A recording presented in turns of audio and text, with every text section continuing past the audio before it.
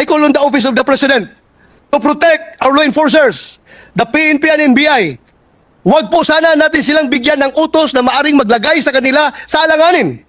Hayaan po sana natin sila maging malaya sa pagpapatupad ng kung anong nararapat ayon sa ating saligang batas. Hayaan po natin ang PNP na ipatupad ang kanilang mandato, ang kanilang sinumpaang tungkulin to serve and protect the people.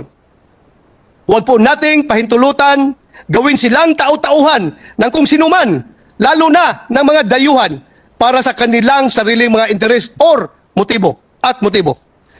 Naniniwala rin ako na taglay pa rin ng bawat kawani ng NBI mula sa pinakamataas hanggang sa pinakamababa ang nobility, bravery, integrity.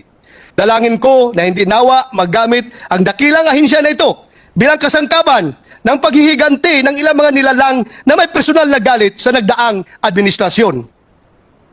Nananawagan po ako, please spare these institutions. Hindi nyo sila utusan, hindi nyo sila pag-aari. Sila ay mga lingkod bayan at ang pananagutan nila ay sa sambayanan.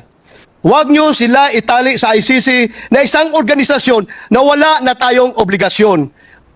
Ang pakikipag-ugnayan at koneksyon natin sa kanila ay matagal nang naputol.